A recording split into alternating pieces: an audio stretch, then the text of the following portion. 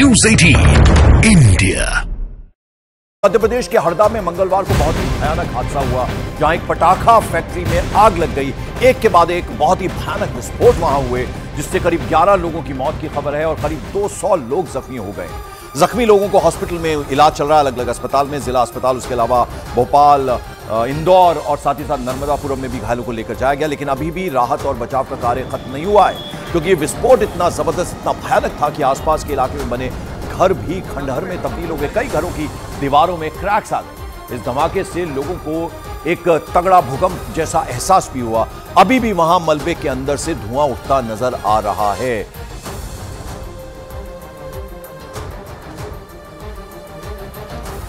धुआं है, इस तरह से ये घर के अंदर भपक रहा है, धधक रही है आग। आप देख सकते हैं पीटी के अंदर से जो धुआं है वो निकल रहा है। और ये किचन है, इस मकान का किचन का क्या कुछ हालात है ये आप तस्वीरों साफ तौर पर यहाँ पे देख सकते हैं और समझ सकते हैं।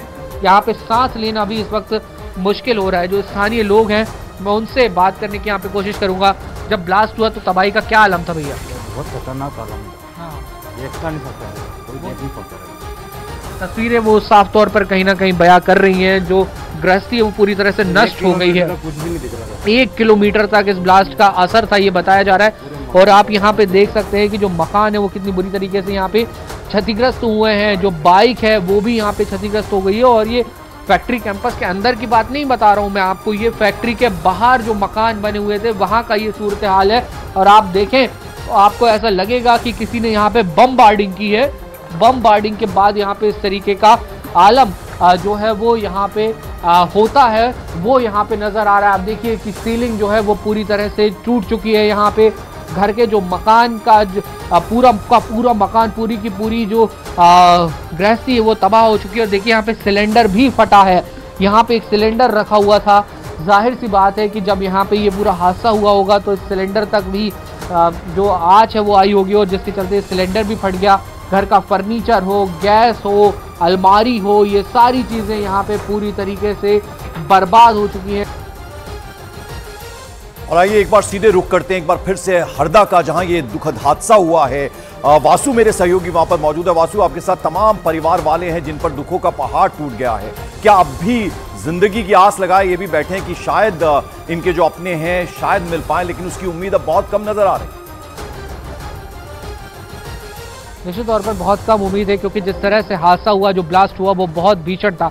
लेकिन मेरे साथ इस वक्त वो शख्स मौजूद हैं, वो लोग मौजूद हैं जो हादसे के वक्त इस फैक्ट्री के अंदर थे और जैसे तैसे अपनी जान बचाकर वहां से निकलने में कामयाब हुए। ये जो आपको सामने नजर आ रही हैं, और इनके साथ इनकी 3 बहनें और यहाँ पर अंदर काम किया करती थी, वो भी बुरी तरीके से घायल है, जख्मी है। ये भी मैं इनसे कहूँगा कि अपने जख्म जरा दिखाएं कि कितनी गंभीर, कितनी बड़ी चोटें, गहरी चोटें यहाँ पर इनको आई हैं। और बाकी भी इनको पैर में और अन्य जगह भी जो चोटें हैं वो आई हैं। पैर इनका टूटा हुआ है। इनसे हम समझने की कोशिश करेंगे कैसे आप जब वहां पे अंदर मौजूद थे, जब ब्लास्ट हुआ, इस वक्त वहां पे कितने लोग थे और कैसा आप लोग को महसूस हुआ था वहां पे? कमरे में 200-300 लोग बैठे हुए थे और बाहर और उधर और भी लंबे फैक्ट्री है, वहाँ पे लपटाई करने वाले रह गए होंगे और उसके ऊपर भी दाने कलर वाले रह गए होंगे। और ताऊजी तरफ के तो कोई भी नहीं निकला था शायद से, हमारे तरफ के तो फिर भी थोड़े बहुत निकल गए थे। पर ये जो इधर थे ना, वो तो सामान को बचाने में, लोगों को बचाने में मतलब हो गए। मेरे को याद नहीं है, कुछ समझ में नहीं आ रहा था, क्योंकि चारों तरफ धुआं ही धुआं और धूल ही धूल, मिट्टी सब था। बस आग का गोला एकदम से आया और ऐसे हम गिर गए नीचे जमीन पे। कितने लोगों को आपने वहाँ पे देखा कि भागने में वो कामयाब हुए, और कितने लोग होंगे जो वहाँ से भाग नहीं पाए? भाई साहब, कम से कम 150 से 200 लोग तो मलबे में दबे हैं और 250 लोग भागे हैं, लगभग 250 लोग भागे हैं यहाँ से जान बचा के। पहले ब्लास्ट गाड़ी में जो हुआ, वहाँ से जो लोग भागने में सक्षम थे, बच्चे वगैरह सब रोड से जहाँ जगह मिली वहाँ भाग गए। अच्छा, आप तो फैक्ट्री में ही काम करती हैं, कितने लोग इस फैक्ट्री में काम किया करते थे, कितने वर्कर्स थे फैक्ट्री में? हमारे तरफ 400-500 लोग और 3 फैक्ट्री है इसी फैक्ट्री में। तो हर एक फैक्ट्री में मानो तो 1500-1600 इंसान से कम नहीं होंगे।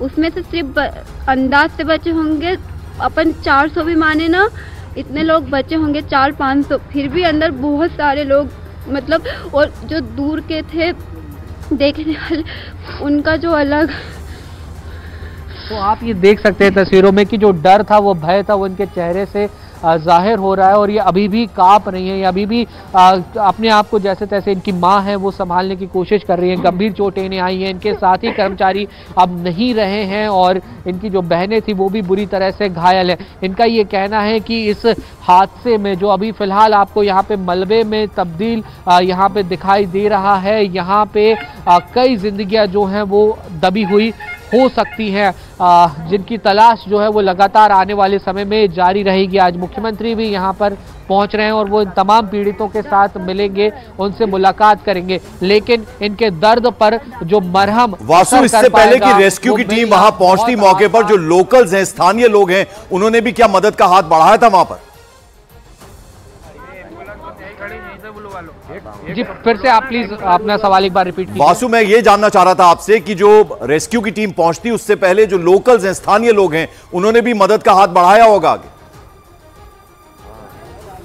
बहुत बड़ी भूमिका मैं आपको बता दूं कि यहाँ के जो स्थानीय लोग हैं उन्होंने अपनी जान को जोखिम में डालकर यहाँ पे जो लोग थे उनकी मदद करने की कोशिश की और ये वही तमाम लोग हैं, ये वही ग्रामीण लोग हैं जो यहाँ आसपास रहते थे और जब ये पूरा हादसा हुआ, लोग यहाँ पर जब घायल हो रहे थे तो उन्हें अस्पताल पहुंचाने में, उन्हें मरहम पट्टी करने में उनकी काफी मदद की। आप लोग यहाँ पे मौजूद थे, आप लोग मौजूद थे हादसे के वक्त, किस तरह से आप लोगों ने यहाँ लोगों की मदद की जब ये पूरा हादसा हुआ? जब ये धुआं निकल रहा था यहाँ पे, जब लोग इधर उधर भाग रहे थे, जब ये ब्लास्ट हुआ तो ये पत्थर सब इधर उड़ के ये सड़कों पे भी मतलब मोटरसाइकिल जो क्रॉस हो रही थी, आने जाने वालों को भी मतलब गिराया गया, गिर गए वो घबराहट में।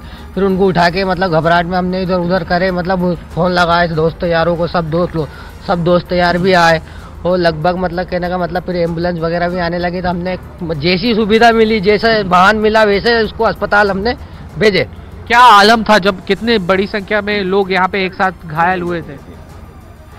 आलम तो बहुत ख़राब था सर जी, मेरा मतलब कि कम से नहीं कम 15-20 लोग तो बेहोश पड़े हुए थे और 10-12-15 मरे हुए पड़े हुए थे, क्योंकि इनको बचाने में मुझे भी पैर में चोट आई है। क्या भगदड़ में लोगों को बचाने में मुझे भी चोट आई है, उनको भी लगे पत्थर, मतलब हमको भी लगे, उनको बचाने के चक्कर में पत्थर हमको भी, मतलब काफी लोग मर चुके हैं सर जी, बहुत लोग मरे। मलबे का कोई नहीं निकला, मलबे में सब दबे हुए हैं। सरकारी अधिकारियों को सबको पता था कि यहाँ पे कितना की मतलब इसको लाइसेंस है और कितने गुना माल जहाँ बारूद ज्यादा रखी हुई है। कई बार हम लोगों ने आवेदन लगाए हैं कि साहब ये फैक्ट्री से गांव को नुकसान हो सकता है। 4-5 बार पहले भी ब्लास्ट हुए हैं, लोग मरे हैं और मंत्री जी कमल जी पटेल पे ये आरोप लगाते हैं, लेकिन सच्चाई तो यह है कि सरकारी अधिकारी इस मामले में पूरे लिप्त हैं। तो इसकी जांच की जाए। वासु, जरा ये समझना है आपसे कि जो सेफ्टी नॉर्म्स हैं क्या उनका पालन हो रहा था, क्योंकि रेजिडेंशियल इलाका जो है सटा हुआ एकदम इस फैक्ट्री से, जैसा कि आप तस्वीरों के जरिए भी दिखाने की कोशिश कर रहे हैं।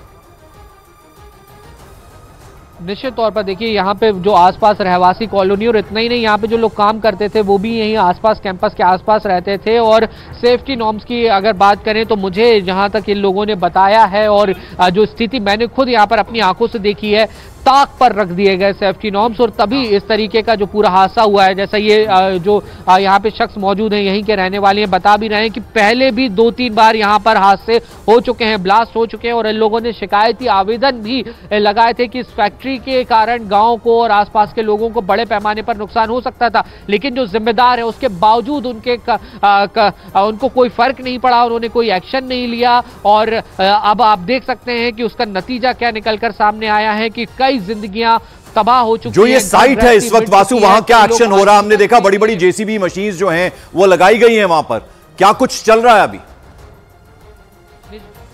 बिल्कुल, मैं आपको तस्वीरों में यहाँ पे दिखाना चाहूंगा। देखिए, कल से ये पूरा जो रेस्क्यू ऑपरेशन है उसको यहाँ पर अंजाम दिया जा रहा है। कल 11:30 बजे का ये पूरा जो हादसा है और उसके बाद आप देखिए कि जेसीबी मशीन हो, पोकलेन हो, फायर ब्रिगेड की गाड़ियां हो, लगातार यहाँ पर पहुंच रही हैं और जहां पानी की बौछारों से इस पूरी आग को ठंडा करने की कोशिश की जा रही है, तो वहीं मलबे को हटाने की भी कोशिश जो है वो लगातार जारी है और इस सब की भी सर्च ऑपरेशन चल रहा है, उन जिंदगियों को ढूंढने का, उन जिंदगियों को खोजने का जो यहाँ पे मलबे के बीच में दब चुकी हैं। और ताकि जो परिजन है, जो परेशान हो रहे हैं अपनों के लिए, जिनका कल से कोई अता पता नहीं है, तो उनको थोड़ी सी कुछ राहत मिल सके, उनको थोड़ी सी अपनों के बारे में कुछ खबर मिल सके। लेकिन वासु, अक्सर जब इस तरह के हादसे होते हैं तो स्निफर डॉग्स वहां पर आते हैं, क्या उन्हें भी लाया गया है यहाँ पर? क्योंकि वो उनसे ढूंढने में अगर कोई दबा हुआ है तो थोड़ी आसानी होती है। देखिए हर तरीके की जो कोशिश है वो प्रशासन की ओर से की गई है, खासतौर पर एनडीआरएफ, एसडीआरएफ और जो रेस्क्यू टीम्स है उनकी जितनी तारीफ की जाए उतनी कम है।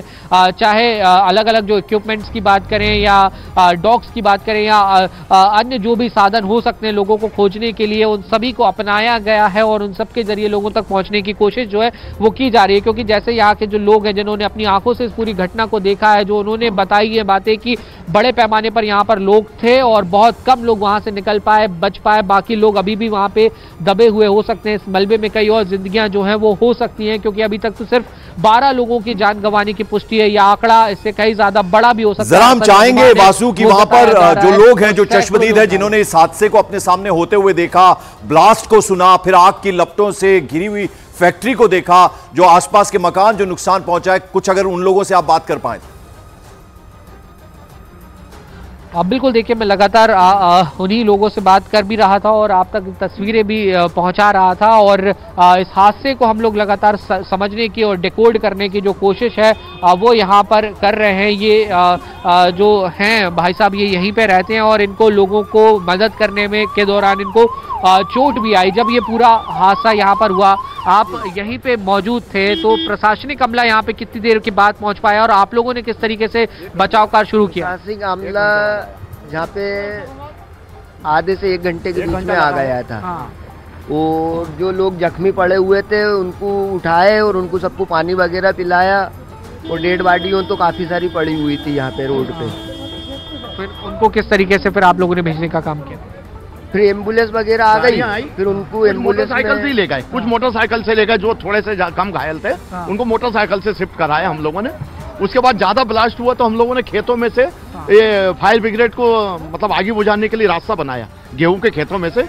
यहाँ भीड़ हो गई थी, गाड़ी एक जगह से आना संभव नहीं था, इसलिए यहाँ पे इनको बुलवाया। तो देखिए, ये देखिए लगातार यहाँ पे रेस्क्यू ऑपरेशन भी चल रहा है और आप देखें जो घायल हैं उनको अभी भी यहाँ से जो एम्बुलेंस है वो यहाँ पर पहुँच रही है और उनको अस्पताल जो है वो ले जाया जा रहा है। ये वही शख्स हैं जिनसे मैं अभी बात कर रहा था, जो उस वक्त फैक्ट्री में मौजूद थे। इनको गंभीर चोटें आई थी, इनकी बहनें भी जो है वो घायल हुई थी और अब एम्बुलेंस उन्हें लेने यहाँ पर पहुंची है और उनको लेकर जो टीम है वो अस्पताल लेकर कब तक ये रेस्क्यू ऑपरेशन चला? क्योंकि आज सुबह फिर से रेस्क्यू ऑपरेशन शुरू हुआ है। रात कब तक ये जो एनडीआरएफ, एसडीआरएफ की टीम थी, पुलिस था, प्रशासन था, कब तक रहा रात में यहाँ?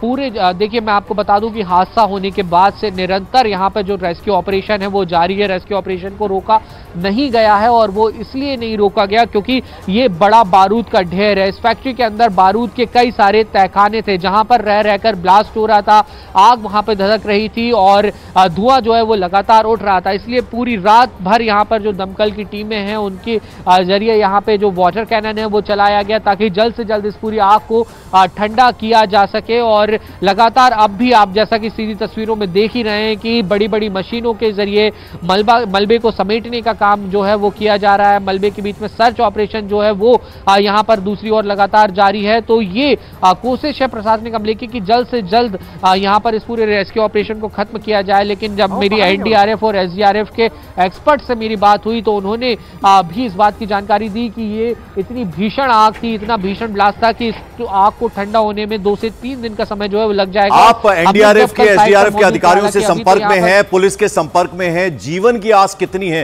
क्योंकि इतने घंटे अब बीत चुके हैं, मलबे का ढेर चारों तरफ दिख रहा है, इतनी हैवी मशीन्स जो हैं वो लगी हुई हैं, जेसीबीज लगी हुई हैं, तो ऐसे में अब उम्मीद कितनी है? देखिए बहुत अनफॉर्चुनेट ये पूरा हादसा है और बहुत दुख की बात यह है कि उम्मीदें जो हैं वो बहुत ज़्यादा नहीं है क्योंकि जिस तरीके की तस्वीरें हम लोग अपने सामने देख रहे हैं सिर्फ मलबे का ढेर है और अगर कुछ लोग यहाँ पर फंसे हुए होंगे तो उनका बच पाना और इतने लंबे समय के बाद वहाँ से निकल पाना काफ़ी ज़्यादा मुश्किल हो जाता है। लेकिन फिर भी भारत चमत्कारों का देश है, चमत्कार होते हैं और हरदा हादसे के बाद भी लगातार दुआओं का, प्रार्थनाओं का दौर जारी है। तो वासु ये भी बता रहे हैं कि रेस्क्यू ऑपरेशन तो चल ही रहा है। कुछ एक जो लड़की घायल हुई थी उसे अभी लेकर एम्बुलेंस गई है अस्पताल में और मुख्यमंत्री डॉक्टर मोहन यादव कुछ ही देर में पहुंचेंगे। लगभग 2 बजे का वक्त बताया जा रहा है वैसे कि, और फिर वो घायलों का हाल जानेंगे, अस्पताल में जाएंगे और परिवार वाले जिन्होंने इतना बड़ा दुख झेला है उनसे भी मुलाकात करेंगे, भेंट करेंगे मुख्यमंत्री डॉक्टर मोहन यादव।